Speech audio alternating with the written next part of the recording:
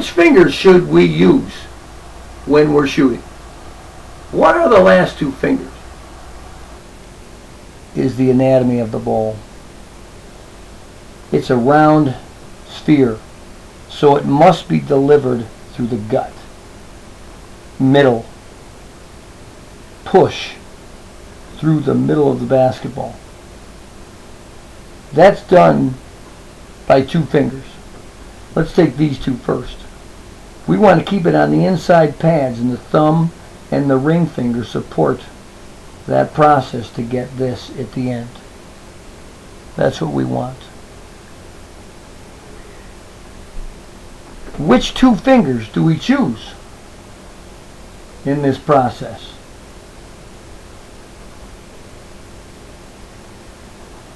That is up to the individual. It's based on hand size, it's based on experience, and it's based on the feel. What is feel? Feeling that the ball does not slip. Let's look at the basketball.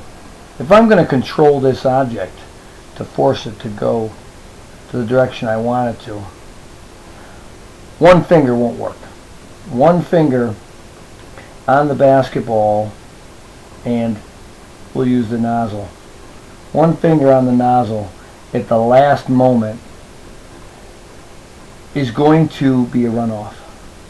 You're asking one finger to propel the ball. I can see two fingers being on the ball, but it's going to release here then, because we want a two-finger release because it covers more of the basketball that is being delivered at the same time. More control of the basketball. That's physics. I want to control this object. Just like the bowling ball return. That ball is being encased in the bowling ball return. So this right here is how I release the ball. We gut it right through the middle. And I know that it's better to shoot off two fingers at once than one finger at once. The ball must be delivered, whether it's with our index and middle or our middle and ring finger, simultaneously touching the ball last with the two chosen fingers. With the thumb knuckle and pinky knuckle acting as the support of the ball, these should always stay equally heightened right here. Those ones right there. Up, up, up, up, up. The middle fingers. Keep it in the blue. Keep it in the blue. Don't let it slip. Don't let it slip. Now the index and middle finger shooter, they're going to keep it in the red. It's the same, but I just wanted to give a different color code, but the same theory. The ball has got to stay on the inside pads of whichever two fingers shoot. Middle two, blue. Red, blue. So let's go through the same things. Now, in my shot, you'll notice the two blue circles of the index and middle finger are straight. My fingers that I shoot off of are side by side and up. Two mistakes I can make in this shot. One, I can bend them. Two, I can unequal them and not make them side by side. Shoot off those two because they can take this ligament and move it forward. Two, through. This ligament allows the elasticity to get that side by side. And these two side by side. What if we we can't get this third knuckle back? Well, that's even more of a reason to shoot off these two.